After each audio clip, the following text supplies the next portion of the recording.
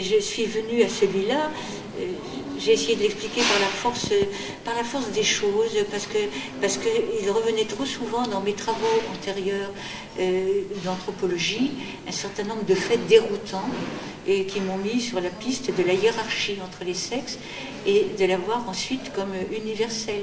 Quelles que soient les formes qu'elle puisse prendre selon les sociétés, elle existait toujours. Et donc c'est un élément de recherche qui a été le mien. Être ethnologue et anthropologue, ça implique d'aller sur le terrain, comme on dit. On y va à un certain moment de sa vie. Et on pose les questions qu'on pense à poser, que le milieu ambiant, ce qu'on a en tête, etc., vous amène à poser. Et puis quand on revient et qu'on n'a plus contact, on a d'autres questions à poser. On regrette de ne pas les avoir posées. Et là, par exemple, j'ai un regret fondamental qui ne sera jamais comblé. Je n'ai jamais travaillé auprès d'enfants. C'est-à-dire essayer de voir le monde par leurs yeux, hein, dans les sociétés où je travaillais. J'ai connu un certain nombre de réactions professionnelles qui sont des réactions épidermiques qui ont été les miennes, mais aussi ceux des personnes en face, qui tenaient à la question du sexe, c'est évident. Et notamment des petits faits, mais extrêmement significatifs sur la prise de parole. Prendre la parole, c'est extrêmement difficile, y compris dans les hautes sphères.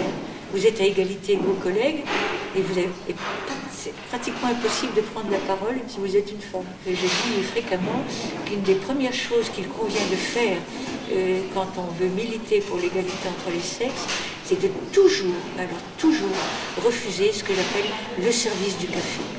Alors le service du café, c'est le service du café, mais c'est tout ce qui s'y apparente. Et quand on vous dit tu ne ferais pas un petit café, il faut dire non. Pas de raison que ce soit moi qui fasse le petit café. Si on vous dit de prendre des notes ou de faire des photocopies, non.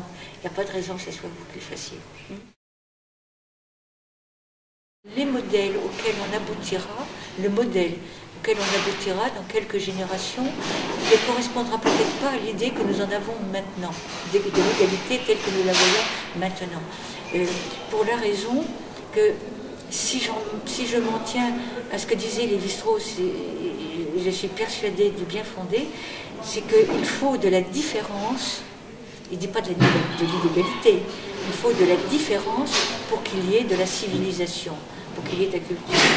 Et la question est de savoir s'il peut, et c'est une question qu'il pose lui aussi, s'il peut y avoir, si on peut vivre la différence sans instaurer l'inégalité. C'est une vraie question, ça. Peut-on vivre la différence sans instaurer l'inégalité? Je pense que oui.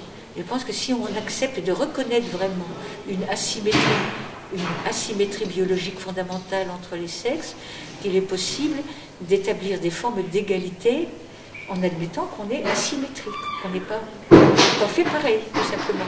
Mais c'est une forme d'égalité que nous n'avons pas encore vraiment pensée.